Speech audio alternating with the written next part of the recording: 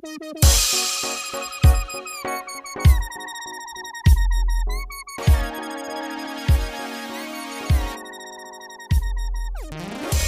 is going on, everybody? Welcome back to the latest episode of Survive. This is a show where we take 4 of your favorite fictional characters and we pitch them against each other in a battle to keep you alive. If you are new to the channel, welcome. Keith and Lorcan, part-time watchers. Nice to meet you. Lorcan, say hi to the people. Hi, I'm a damsel in distress and I need a lot of saving for specifically 24 hours for a crime that I committed that was so heinous that I have 3 horrible people after me, but 1 equally horrible person protecting me. What did I do? We'll never find out.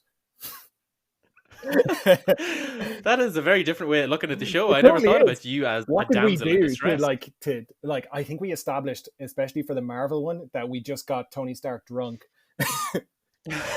Or something along those lines, but no one really knows what we done to get all this hate, but a little bit of love as well. But yeah, anyway, that's a little bit of love from one person. That's a great intro. So yeah, folks, like we said, this is the show where we pitch 3 characters against 1 character in a battle to keep you alive, which we'll go through now in a second. But if this is your first time visiting the channel, do consider hitting that subscribe button down below.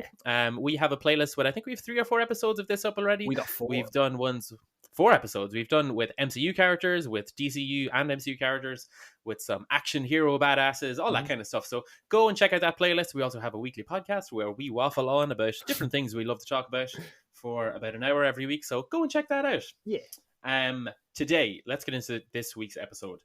We are looking at some of the most famous spy characters that have ever graced the screen. A little bit of espionage going on here as well. A little bit of insider trading, a little bit of some martinis in a hotel. Some martinis that are shaken, but what are they not, Lorcan? They're probably not stirred, and maybe that's why they're after us. We just chuck a whole heap of martinis, but didn't stir one.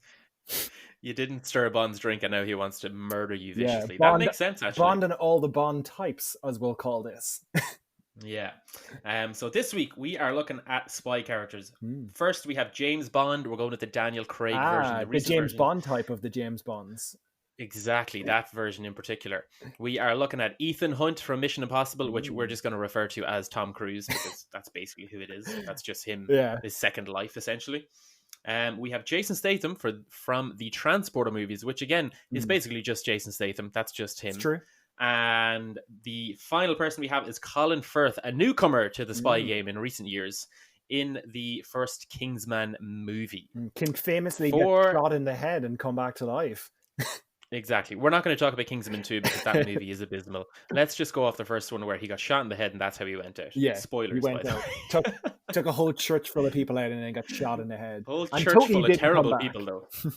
Yeah. Cool. So, quick rundown of the rules. You are, like Lorcan said, a damsel in distress, apparently.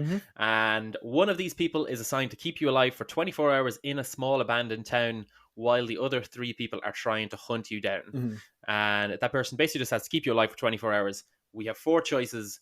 Lorcan, you can go first. Which of these 4 spy characters would you choose to keep you alive or try to keep you alive for 24 hours? Now, this is one of the more difficult ones because I think there's levels of competency that are matched by all of these people in that a lot of them are very incompetent. James Bond historically cannot keep any damsel in distress alive ever. Very true. Very, very true. Tom Cruise, I don't know. I don't know how it goes. Colin Firth, again, would be good, but I don't think he's keeping you safe. I'm going to go with a bit of a wild card here, and I'm going to pick Jason Statham.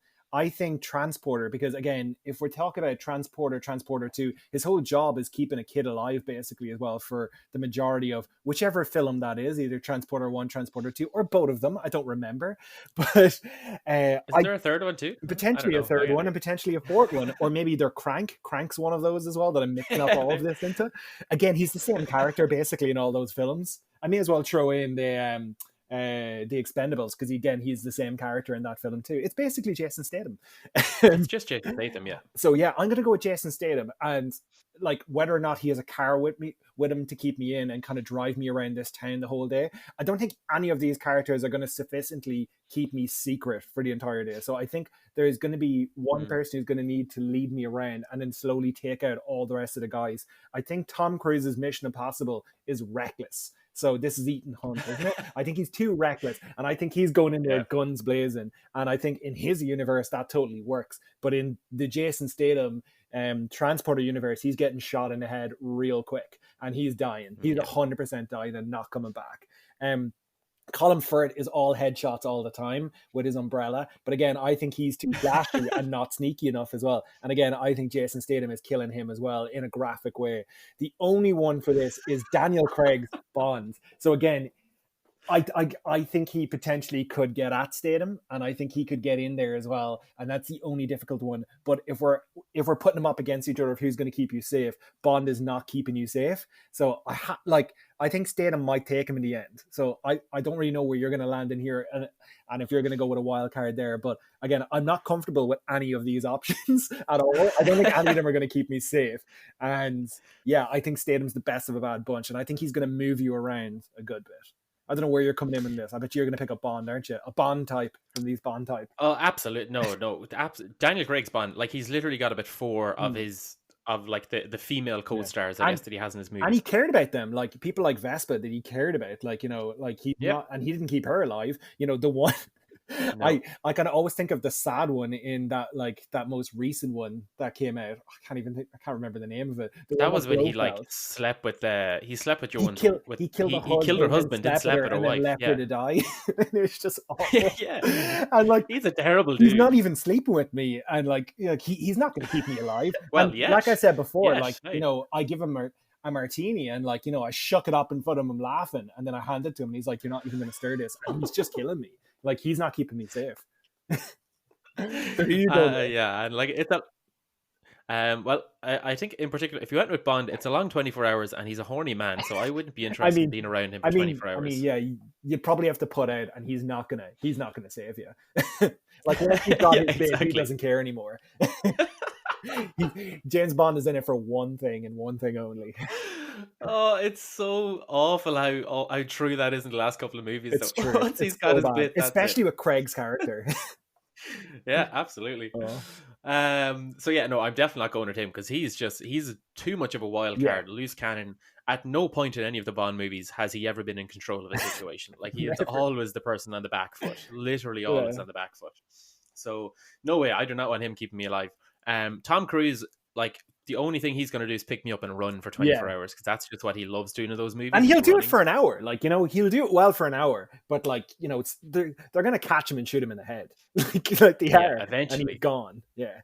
Yeah, and he's very similar to Bond in the sense that he's just a wild card. He's always doing what people tell him not to do. He's always got a plan that never works out, then to have to improvise. Always falling through a roof, you know, like a hologram fails to work and he has to jump through bins or something like that and run around a city. Like, you know, he's never competent enough to keep you alive. Never.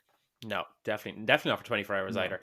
Jason Statham would be close, like you throw you in the back of his Audi and just drive around transporter style.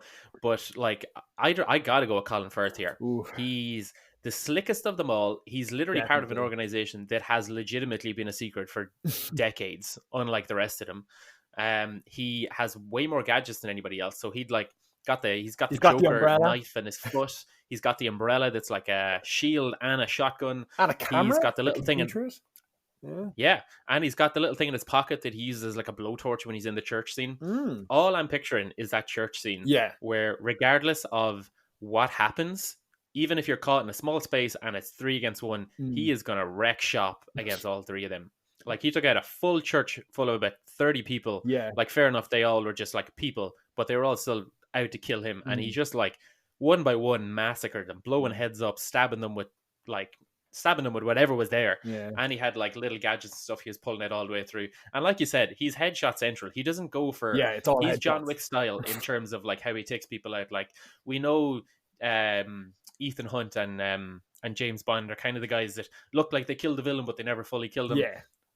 Like, shoot him, as the Punisher said, the chest when somewhere, you know. Yeah, exactly. Punisher style with Colin Firth. When he shoots them, he puts them down. He's not messing around.